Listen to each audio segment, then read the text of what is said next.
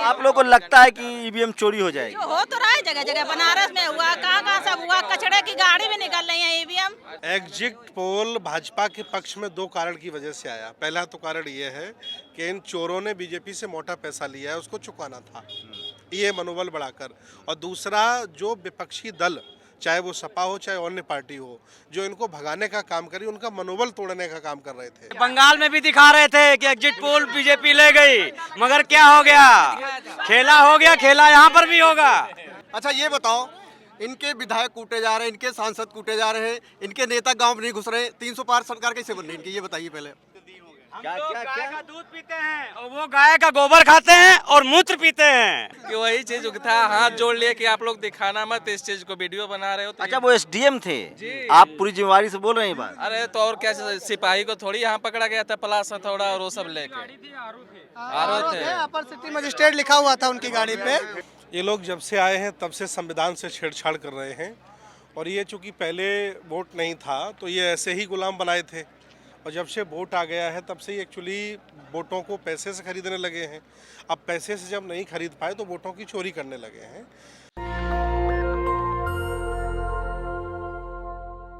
75 जिले हैं यूपी में, और इस तरह के नज़ारा, इस तरह की तस्वीरें आपको चुनाव के दौरान भी नहीं देखने को मिलेगी। जिस तरह से बनारस, सोनभद्र, बरेली, खासकर पूर्वांचल के इलाकों में जिस तरह की तस्वीरें सामने आई है, ईवीएम मिले हैं, कई जगह बक्से पकड़े गए हैं। उसके बाद कल अखिलेश यादव ने प्रेस कॉन्फ्रेंस की थी, उसके बाद से समाजवादी पार्टी के जो कार्यकर्ता हैं, मैं हैरान हूँ, महिलाएं भी बैठी हुई हैं, उनसे बात करेंगे कि क्या वोटिंग के बाद से ये लोग बैठे हुए हैं। और तमाम जो पॉलिटिकल पार्टी है उनके कार्यकर्ता है, बीजेपी के भी लोग बैठे हुए हैं, वो भी दिखाऊंगा। तो मेरे कैमरामैन आपको दिखाएंगे कि देखिए जिस तरह से ये लखनऊ का जो लखनऊ के जितने विधानसभा होंगे उन सब की सीटें, जो बैलेट बॉक्स है वो अंदर रखा हुआ है, ईवीएम मशीन अंदर रखी हुई है।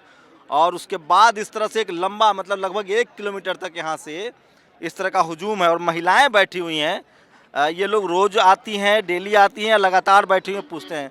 आप लोग रोज़ आती हैं यहाँ, लगातार बैठी हुई हैं? जी हम लोग रोज आते हैं, रोज अपनी सुरक्षा खुद कर रहे हैं, अपनी चीजों की सुरक्षा खुद कर रहे हैं। रात में चली जाती हैं? नहीं, रात में हमारे भाई लोग देते हैं, रात को भी ड्यूटी देते हैं यहाँ पर। तो कल से जब अखिलेश जी ने कहा है प्रेस कॉन्फ्रेंस, तब से या पहले से आ रहे हैं? हमारा 23 तारीख को यहाँ चरण हुआ लखनऊ में, उसी दिन से हम लोग यहाँ पर अपनी रखवाली कर रहे हैं। तो आप लोग को लगता है कि कुछ गड़बड़ी हो जाएगी ईवीएम? जी ऐसा है कि हमें नहीं लग रहा है, हम तो सीटें जीत रहे हैं और हमारी 250 से 300 सीटें निकल रही है। हमें डर नहीं है जो हम लोग नहीं जीत रहे। हम लोग जीतने का घोषणा तो 23 तारीख को ही कर दिया था, और जनता ने तो पहले ही घोषणा कर दिया। चुनाव जब चालू हुई तभी जनता ने उसी समय घोषणा कर दिया था जब हम लोग जीते हुए प्रत्याशी। टीवी वाला तो मना कर रहा है। कौन टीवी वाले? अभी उन्होंने, सुनिए, वो गोदी मीडिया बोल रहे हैं, जो सच्चे मीडिया है वो कभी नहीं बोल रहे हैं। देखिए और भी महिलाएं हैं, बताइए। हाँ, चाय पी लीजिए, कोई बात नहीं। हाँ, क्या नाम है आपका? मैं महानगर अध्यक्ष किरण पांडे हूँ। हम लोग चुनाव जीत रहे हैं, ये लोग घबराए, परेशान हो रहे हैं। कल हम लोग सरकार बना रहे हैं और हम लोग यहाँ सब महिलाएं यहाँ रहेंगी और सरकार बना के हम लोग रात। सवाल तो सुन लीजिए कम से कम पांडे जी। हम पूछ रहे हैं कि रोज यहीं मतलब कैंप लगाती हैं, पहला दिन आई हैं या कल? रोज आते हैं, रोज यहाँ पे रहते हैं। तो रात में चली जाती होंगी एटलीस्ट? रात में भी हम लोग रुकेंगे क्योंकि हम लोग अभी तक नहीं रुक रही थी ना? नहीं, अभी तक नहीं रुक रहे, लेकिन अब रुकेंगे। कल अखिलेश यादव की एक प्रेस कॉन्फ्रेंस हुई है, ओपी राजभर भी थे, अखिलेश यादव थे। जिस तरह से बनारस में ओपी राजभर के जो बेटे हैं अरुण राजभर, उन्होंने एक ट्रक पकड़ा था, उसमें बक्से मिले थे। उसके बाद से अखिलेश यादव की प्रेस कॉन्फ्रेंस होती है। उसके बाद से 75 जिले हैं यूपी में। सोचिए 10 फरवरी को पहली वोटिंग हुई थी, 10 मार्च को काउंटिंग होगी, 7 को लास्ट वोटिंग हुई है। तो 75 जिलों में, और काफ़ी जागरूकता है इनके कार्यकर्ताओं में। लेकिन मुझे लगता है कि अब जाके थोड़ा और सिंसियर हुए। लेकिन सोचिए, लोग कह रहे हैं 1984 में वोटिंग हुई थी और 5 दिनों में वोटिंग हुई थी पूरे देश में। उसके बाद 90-91 में भी 5 दिनों में वोटिंग हुई है। अब सोचिए कितना लंबा प्रोसीजर है। 10 फरवरी को पहले दौर की वोटिंग होती है, पहले फेज की यूपी में, और लास्ट वोटिंग होती है 7 मार्च को, मतलब, और काउंटिंग होगी 10 मार्च को, मतलब ठीक 30 दिन का गैप है। तो बड़ा टफ जॉब है इस मतलब राजनीतिक दलों के लिए, और गंभीर आरोप लग रहे हैं। और मेरे साथ एक खास मेहमान भी आए हैं, भंते सुमित रतन हैं। तो आप भी ईवीएम की निगरानी कर रहे हैं? जी बिल्कुल निगरानी कर रहा हूँ। ये देश को बचाने की लड़ाई है, संविधान को बचाने की लड़ाई है। और अब की बार अगर इन चोरों ने वोटों की चोरी कर ली तो मुझे नहीं लगता कि फिर कभी इनको हम भगा पाएंगे। बीजेपी वाले भी तो निगरानी कर रहे हैं, किसको चोर कह रहे नहीं, हैं? वो तो देखने आए हैं हम लोगों का तमाशा, वो मेला में शामिल है। जी प्रणाम जी। नहीं है, उनका भी स्टॉल। बीजेपी वाले जो आए हैं वो तमाशा देखने आए हैं, मेला देखने आए हैं, बाकी उनका कोई काम तो है ये तो खेल होना होगा तो हो गया होगा ना। रात में तो लोग रुकते नहीं हैं, और अब जाके लोगों में सिंसियरिटी आई है। यहाँ वोटिंग हुई लखनऊ में कब? 27 को ना, 23 फरवरी को वोटिंग हो गई। देखिए इससे रात में भी रुकते हो? हम लोग 23 से यहाँ पे रुके हैं, 24 घंटे ड्यूटी दे रहे हैं। हो गया होगा, यहाँ का कुछ नहीं हुआ, वहाँ हुआ नहीं हुआ है। लगातार डटे हैं यहाँ पे। 23 से तो देखिए, मैं ग्राउंड में जब घूम रहा था तो कुछ लोग कह रहे थे कि हम लोग सांड को भगाते हैं रात भर जाके, और 1 महीना से ये लोग ईवीएम की, मतलब ये वोट चोर ईवीएम चोरों को भगा रहे हैं। बहुत खतरे में है लोग। ईवीएम चोरों को भगाया जा रहा है, लाठी डंडा गाँव में लेकर सांडों को भगा रहे हैं खेतों से, यहाँ ईवीएम चोरी करने से चोरों को भगाने के तो लिए। आप लोग को लगता है कि ईवीएम चोरी हो जाएगी? जो हो तो रहा है, जगह जगह बनारस में हुआ, कहाँ सब हुआ, कचड़े की गाड़ी भी निकल रही है ईवीएम। अच्छा, कल को लेकर क्या है? टीवी अखबार वाले ने तो लगभग बता दिया है। क्या बता दिया है? बता दिया कि आज सपा नहीं आ रही है। अरे वो तो बहुत कहते हैं, वो जुमलेबाज है, वो जुमलेबाज है। 5 साल से जुमलों पे ही हम लोग को रुका रखा है। मीडिया है भाई साहब, बिकी हुई मीडिया है वो, जो दिखा रहे हैं आपको एग्जिट पोल। तो आप लोग को भरोसा है, मतलब अभी भी? भरोसा कल सुबह तक भरोसा यही होगा कि हम मतलब टीवी अखबार पर कोई ये तो इन झूठों का कोई भरोसा नहीं है। 10 साल उन्होंने झूठ बोला, अभी भी ये झूठ बोल रहे हैं। लेकिन टीवी अखबार ने एग्जिट पोल क्यों गलत? सुनिए सर, मेरी बात सुनिए, मैं टीवी का छात्र हूँ। होता क्या, ओपिनियन पोल में थोड़ा ऊपर नीचे दिखाया जाता है क्योंकि उसका असर होता है जनता पर। एक जो एग्जिट पोल होता है वो वोटिंग के बाद बनता है। कोई चैनल अपनी विश्वसनीयता क्यों खतरे में डालेगा? एग्जिट पोल भाजपा के पक्ष में 2 कारण की वजह से आया। पहला तो कारण ये है कि इन चोरों ने बीजेपी से मोटा पैसा लिया है, उसको चुकाना था, ये मनोबल बढ़ाकर। और दूसरा, जो विपक्षी दल, चाहे वो सपा हो चाहे अन्य पार्टी हो, जो इनको भगाने का काम करी, उनका मनोबल तोड़ने का काम कर रहे थे। ये चाह रहे थे कि समाजवादी के जाबाज सिपाही डर जाएंगे और डर कर के घरों में बैठ जाएंगे, लेकिन इनको पता नहीं था कि लाठी डंडा निकल आएगा। अच्छा, ईवीएम की निगरानी खत्म हो जाए इसके लिए? जी बिल्कुल, ये लोग घरों में बैठ जाएं, डर जाए, मनोबल इनका गिर जाए और हम चोरी कर लें। इसीलिए अब हम लोग लाठी डंडा लेके आ गए। जब बौद्ध भिक्षु लाठी डंडा लेकर के निगरानी करेंगे, ये लोग तो कुछ भी करने को तैयार हैं। तो आप लोग को सही में लगता है कि मतलब टीवी अखबार का जो एग्जिट पोल है वो गलत साबित हो जाएगा? 110% गलत है। बंगाल में भी दिखा रहे थे कि एग्जिट पोल बीजेपी ले गई, मगर क्या हो गया? खेला हो गया, खेला यहाँ पर भी होगा। यहाँ भी ये मुंह की खाएंगे सबके सब। होगा टोटल। कल अखिलेश यादव मुख्यमंत्री होंगे। ये कॉन्फिडेंस अच्छा है। अच्छा है। 300 पार, 300 पार, 300 पार, 300 पार। चलेगा संत जाति मंदिर में। अच्छा, यहाँ यादव जी लोग कितने हैं? जरा हाथ उठाइए।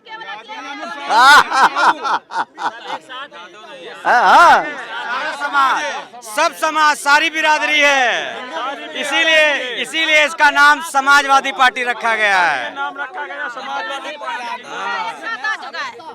85% पूरा एक साथ आ समाज चुका के है। सिपाही हैं ये सब, अलग अलग जाति के लोग। दलित भी हैं, यादव भी हैं, ठाकुर भी हैं, सब हैं। चलिए बनते जी, शुक्रिया बात करने के लिए। और भी लोगों तो आपको दिखाते हैं तस्वीरें, कितना मतलब ये कम टफ जॉब है। और ये देखिए, युवा लोग जो हैं, युवा नेता लोग, अच्छी ट्रेनिंग हो रही है आप लोग के यहाँ, बिगिनिंग एकदम ईवीएम की निगरानी से। नहीं, बहुत शानदार ट्रेनिंग हो रही है। हम लोग जब कभी भी इतिहास पढ़ते थे तो मन में एक कसक रहती थी कि आज़ादी की लड़ाई में अपना योगदान नहीं दे पाए हैं। और आज जब लोकतंत्र की हत्या हो रही है तो हम लोगों को बहुत गर्व हो रहा है कि हम समाजवादी हैं और लोकतंत्र की रक्षा कर रहे हैं। क्या नाम है आपका? धीरज यादव, एडवोकेट। धीरज यादव है। आपका क्या नाम है साहब? धर्मेंद्र यादव, ग्राम प्रधान। अच्छा, यादव जी लोग कम से कम लाठी डंडा लेके डटे हुए हैं, ये अच्छी बात है। तो कल से सक्रियता बढ़ी आप लोग की? जब अखिलेश जी की प्रेस कॉन्फ्रेंस हुई है पहले हो गया, जब से चुनाव खत्म हुआ था उसी के बाद से हम लोग 23 तारीख के बाद जो है, तब से हम लोग यही हैं कंटिन्यू। तो देखिए उत्साह तो इनके कार्यकर्ताओं में है, संख्या भी बहुत ज़्यादा है और ये इससे भी किलेबंदी पूरी करा। कल हमारे नेता ने बोला ना कि पूरी चारों तरफ किलेबंदी कर दो, तो ये किलेबंदी कर दी गई। और आपके चैनल के माध्यम से भारतीय जनता पार्टी को और जो प्रशासनिक अधिकारी उनको आश्वस्त कर देना चाहता हूँ कि किसी ये तरीके की कानपुर के कानपुर देहात एसपी ने कहा कि गोली मार देंगे सीधे, शूट एंड शाउट। हाँ तो ठीक है, उसके लिए भी तैयार है, उसके लिए भी तैयार है, उसके लिए तैयार है। अच्छा ये बताओ, इनके विधायक कूटे जा रहे हैं, इनके सांसद कूटे जा रहे हैं, इनके नेता गांव में नहीं घुस रहे, 300 पार सरकार कैसे बन रही है इनकी, ये बताइए पहले कैसे बन रही है? वो उन्होंने मंदिर बनाया है, पाकिस्तान टाइट है, चीन डर रहा है, बहुत राष्ट्रवाद का मुद्दा है। जनता को ये थोड़ी चाहिए कि मंदिर थोड़ी खाने को दे देगा। आप लोग भी तो गाय बचाने के नाम पर वोट देते हैं। यादव के लिए गाय माता है। योगी जी ने गौशाला बनवाया है, यादव वोट कर रहा है बीजेपी यादव ही सबसे ज्यादा अपने घर पे गाय रखते हैं। और बताइए, तो गाय बचा तो योगी जी रहे हैं ना। कहाँ बचा रहे हैं? आप गौशाला जाके देखिए कितनी गाय मरी पड़ी रहती है। दोनों अलग अलग मुद्दे हैं। इस बार आपकी जो कम्युनिटी है वो विकास के नाम पर वोट करिए, गाय के नाम पर नहीं। नहीं, गाय के नाम पे हमने गाय गोबर के नाम पे कभी वोट ही नहीं किया। समाजवादी पार्टी के हम सक्रिय कार्यकर्ता हैं और हम लोग गांव-गांव जाके देख रहे हैं। सिर्फ लोगों ने जो है साइकिल निशान देखा, आदरणीय अखिलेश यादव जी का चेहरा देखा है और प्रत्याशी को भी नहीं देखा है। गाय के नाम पे गोबर भक्त दीन हो गए। हम लोग गाय का दूध पीते हैं और वो गाय का गोबर खाते हैं और मूत्र पीते हैं। चलो ठीक है, ये बड़ा टॉक्सिक हो जाएगा माहौल। ये देखिए तस्वीरें दिखा रहे हैं मेरे कैमरामैन, आपको दिखाएंगे कि अभी भी एग्जिट पोल आने के बाद भी इनके कार्यकर्ताओं में उत्साह है। और तो आप लोग रात में भी रुकते हैं या चले जाते हैं, ये बताइए। रात में 4 बजे तक हम लोग जगह रहते हैं? जगह रहते हैं, सब कार्यकर्ता नेता मतलब कभी तो सोते होंगे? बिल्कुल जाते हैं, बाकी और भी कार्यकर्ता हैं वो लगे रहते हैं। अच्छा, शिफ्टिंग है? जी, टाइमिंग विधानसभा वाइज हर एक कार्यकर्ता लगा हुआ है। लेकिन भाजपा के एजेंट यहाँ सरकारी तंत्र जो चुनाव के दिन से भी ज्यादा टफ कार है। चुनाव तो एक दिन हुआ, वोटिंग एक दिन हुई। अब सोचिए, मैं बार बार कह रहा हूँ, 1988 में 84 में भारत में चुनाव हुआ था जनरल असेंबली का, मतलब लोकसभा चुनाव, और वो सिर्फ 4 दिन में हो गया था, जबकि पहले बैलेट से चुनाव होता था। उसके बाद 90 में चुनाव हुआ, 90 में चुनाव हुआ, वो भी पोस्टल बैलेट से हुआ और 5 दिन में चुनाव हो गया पूरे भारत में। अब सोचिए, ईवीएम कहा जा रहा है कि तकनीक अच्छा है, ईवीएम है, और एक महीने चुनाव में लग रहे हैं। 10 फरवरी को पहली वोटिंग हुई थी और 10 मार्च को काउंटिंग हुआ। तो सबसे टफ काम जो हो गया है वो ईवीएम की रखवाली का काम लगा दिया गया है। अद्भुत है ये, कहीं और है चोरी हो रही है। यहाँ पे देखिए, प्लास पेच का हथौड़ा ले लेके आ जाते हैं। यही मिला था वो प्लास पेच का? बिल्कुल तो अधिकारी लोग बिल्कुल। अब ये तो कहे सब जागरूक लोग थे, ध्यान दे लिए उस मौके पे। तो हेलमेट मतलब मोटरसाइकिल वाला नहीं, दूसरा वाला एसडीएम साहब हाथ जोड़ लिए, मत दिखाना। कंडोम जी आपको कंडोम बोलने में शर्म आ रही है? नहीं, बता दिए हम आपको कि वही चीज था, हाथ जोड़ लिए कि आप लोग दिखाना मत इस चीज को, वीडियो बना रहे हो तो। अच्छा, वो एसडीएम थे? आप पूरी जिम्मेवारी से बोल रहे हैं बात? अरे तो और क्या, सिपाही को थोड़ी यहाँ पकड़ा गया था, प्लास हथौड़ा और वो सब लेके। आरो थे, अपर सिटी मजिस्ट्रेट लिखा हुआ था उनकी गाड़ी पे, उन्होंने बताया वीडियो। कल जो एक और सोनभद्र का मामला है, उसमें भी एसडीएम की तस्वीर गाड़ी के नंबर थे। चलिए, तो मैं और भी दिखाऊंगा। ये देखिए, ये सीसीटीवी लगा है, ये सीसीटीवी लगा है। अंदर कौन आ रहा है, जा रहा है, इसकी भी निगरानी हो रही है बाकायदा। ये देखिए, ये तस्वीरें दिखा रहा हूँ आपको। ये सीसीटीवी लगा हुआ है, 1 2 3 4 5 6 7 8 9। अच्छा, आप लोग हमेशा इस जगह बने रहते हैं कि सीसीटीवी में क्या हो रहा है? तो यहाँ रात में चले जाते हैं? यहाँ भी शिफ्ट वाइज ड्यूटी लगती है? शिफ्ट वाइज लगती है, सभी कार्यकर्ता लोग लगे हैं सब। तो देखिए, ये दिखा रहे हैं ये। चलिए, एक और चैनल की बाइट चल रही है तो मैं डिस्टर्ब नहीं कर। सादर प्रणाम। आज आपका दर्शन होगा। जी हाँ, चलिए और काम थोड़ा कर लेते हैं और आपको दिखाता हूँ। लेकिन ये समाजवादी पार्टी के ज़्यादातर कार्यकर्ता, उनकी संख्या ज़्यादा है आगे, और बीएसपी वाले लोग भी हैं। उसके बाद बीजेपी के जो लोग हैं वो सबसे लास्ट में। मतलब ईवीएम को लेकर बीजेपी एकदम सिक्योर है कि उसके साथ कोई बेईमानी नहीं हो सकती, कोई गड़बड़ी नहीं हो सकती है। तो आइए, आपको तस्वीरें दिखा रहे हैं। ये कल काउंटिंग है यूपी में और ईवीएम को लेकर बवाल कटा हुआ। और ये देखिए, बीएसपी के कार्यकर्ता लोग हैं। आप लोग भी पहले दिन से डटे हुए हैं? हम लोग पहले दिन से डटे हुए हैं और लगातार ईवीएम सुरक्षा में पूरी बसपा टीम तैनात है। सभी विधानसभाओं पे स्टॉल पे हम सब लोग बड़ी मजबूती के साथ में सुरक्षा कर रहे हैं ईवीएम की। क्या लग रहा है, सरकार आ रही है? टीवी वाला तो कह रहा है कि बीजेपी आ रही है। टीवी वालों को कहने बहन जी को तो 1-2 सीटें दे रहे हैं। टीवी वालों को कहने दीजिए, बसपा के कार्यकर्ताओं ने बहुत मजबूत मेहनत करी है और रिजल्ट कल आएंगे तो नतीजे भी बिल्कुल अलग आएंगे जो ओपिनियन पोल के। हाँ, ये गड़बड़ी हो ही जाए तो भले कुछ हो सकता, नहीं तो पूरे बहुमत बहन जी आ रही सरकार में, सरकार बनाएंगे। और हम लोग सरोजिनी नगर विधानसभा क्षेत्र के हैं, उसी दिन से यहाँ मुस्तैद है। वही दिन यहाँ आए, अंदर घुस गए गाड़ी और वही में ताले मिले और इस तरह के यंत्र भी मिले। हम लोग यहाँ तब तक बचा रहे हैं। तो ये देखिए, ईवीएम को लेकर पूरे देश में बवाल कटा हुआ है। सोशल मीडिया पर लगातार चर्चा है ईवीएम को लेकर और कई जिलों में, बरेली, सोनभद्र, बनारस के तो डीएम ने खुद माना है कि गलतियां हुई हैं। मैं इस समय लखनऊ में हूं और ये तस्वीरें दिखा रहा हूं। मेरे साथ बनते सुमित रत्न जी हैं, उनकी एक लास्ट प्रतिक्रिया लेंगे। क्या लग रहा है कि मतलब इस तरह से तो लोगों को भरोसा ही खत्म हो जाएगा? लगेगा कि अब वोट देने से क्या फ़ायदा है जब ईवीएम ही बदली जा रही है। इनके पास हजारों सिपाही हैं, अधिकारी सब इनके साथ हैं, तमाम इनके पास गुंडे हैं, लेकिन इन सब से हमारे बाबा साहब का संविधान लड़ रहा है और ये संविधान बचाने की लड़ाई है, ये लोकतंत्र बचाने की लड़ाई है। हम 5 साल 7 साल अन्ना साण को रखाए, खेत बचाए, बड़ी मुश्किल से वोट का अधिकार मिला, वोट दिया, अब ये वोटों की भी चोरी करना चाहते हैं। इससे ज़्यादा हद और हो नहीं सकती है। सोचिए पहले, ठीक है, शुक्रिया भंते जी आपका, और मैं और भी दिखाऊंगा। सोचिए पहले जो है, मेरे कैमरामैन दिखाते चलेंगे शॉर्ट्स, पहले वोटों की लूट होती थी, ईवीएम की लूट होती थी, वोटों की लूट होती थी, पोस्टल बैलेट की लूट होती थी। अभी बाद में बोलना, आप रुको। लेकिन अभी देखिए कि ईवीएम के आने के बाद जो एक आरोप, एक बड़ा लॉजिक दिया जाता था ईवीएम के पक्ष में कि ईवीएम आने से जल्दी मतदान होता है, गिनती जल्दी होती है, चोरी की संभावना खत्म हो जा रही है, वो ठीक उल्टा हो गया है। ईवीएम के आने के बाद और चोरी की संभावना बढ़ गई है। आप लोग भी ईवीएम की रखवाली में लगे हैं?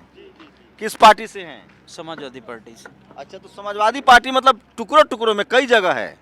समाजवादी चप्पे चप्पे में है, प्रदेश के कोने कोने में है, गांव गांव में है, सब जगह समाजवादी है। देखिए यहाँ भी। अच्छा, ये विधानसभा वाइज आप लोग निगरानी कर रहे हैं, तो आप लोग किस विधानसभा से हैं?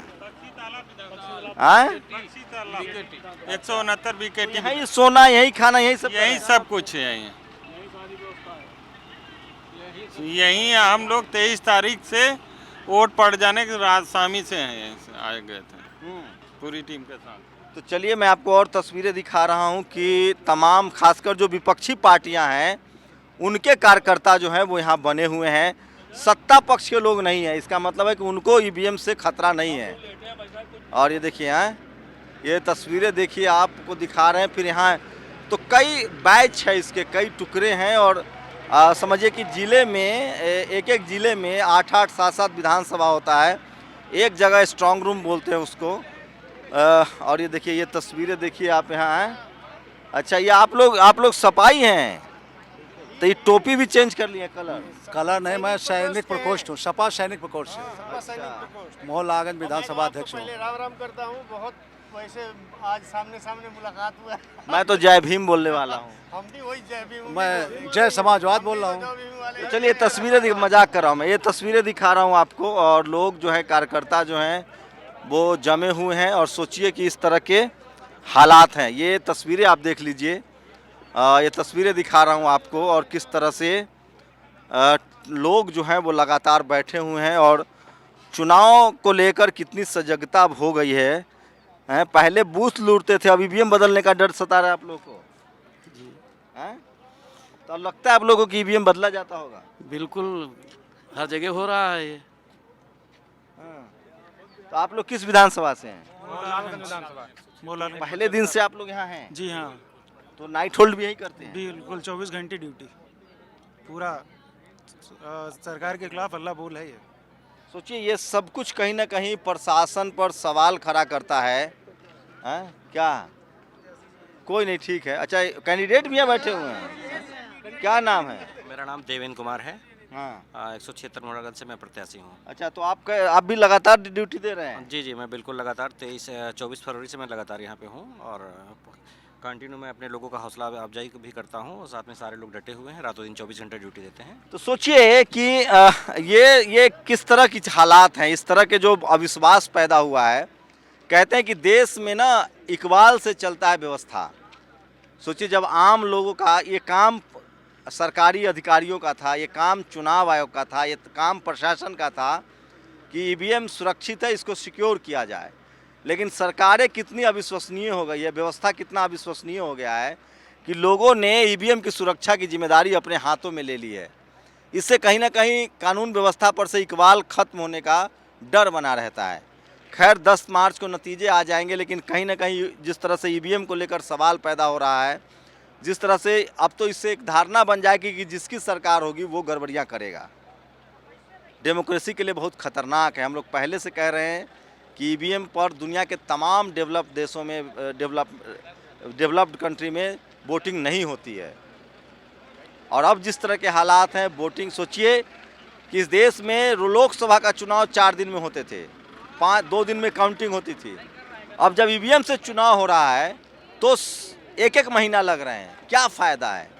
जो लोग वोट डाल के 1 महीना इंतज़ार कर सकते हैं रिजल्ट के लिए, वो 2 दिन वोटिंग काउंटिंग का इंतज़ार नहीं कर सकते हैं। कहीं ना कहीं यही सब चीज़ सवाल पैदा करता है। पहले पूरे देश में 5 दिनों में चुनाव हो जाता था लोकसभा का, 4 दिन 5 दिन में चुनाव होता था। लोग ईवीएम लेकर आए कि जल्दी चुनाव होगा, जल्दी काउंटिंग होगी। 1-1 महीने तक वोटिंग डाल के, और अब आप उसके ईवीएम की निगरानी कीजिए। ये तमाम जो शक है, अगर ये शक भी है तो ये प्रशासन पर सवाल खड़ा करता है कि आखिर प्रशासन 2 तरह से फंसती दिख रही है। कि लोगों को लगता है कि सत्ता पक्ष के साथ है प्रशासन, और दूसरा लगता है कि ये डेमोक्रेसी के लिए बहुत खतरा है। अब हमसे सुमित रतन है, लास्ट ओपिनियन लेंगे उनसे। क्या लग रहा है? ये तो पूरा डेमोक्रेसी पर सवाल खड़ा हो रहा है, और खासकर जो इंस्टीट्यूशन है, जो सामाजिक जो संस्थाएं हैं, कॉन्स्टिट्यूशनल संस्थाएं हैं, संवैधानिक संस्थाएं हैं, ये लोग जब से आए हैं तब से संविधान से छेड़छाड़ कर रहे हैं। और ये चूँकि पहले वोट नहीं था तो ये ऐसे ही गुलाम बनाए थे, और जब से वोट आ गया है तब से ही एक्चुअली वोटों को पैसे से खरीदने लगे हैं। अब पैसे से जब नहीं खरीद पाए तो वोटों की चोरी करने लगे हैं। एक्चुअली जो पैनिक है, जो कष्ट में है, जो महसूस कर रहा है कि मेरे वोटों की चोरी हो रही, वो यहाँ बैठा है, और जो चोरी कर रहा है वो घरों में सो रहा है, और उसकी सुरक्षा कर रहा है शासन प्रशासन। ये तानाशाही के हालात हैं, बहुत बुरे हालात हैं।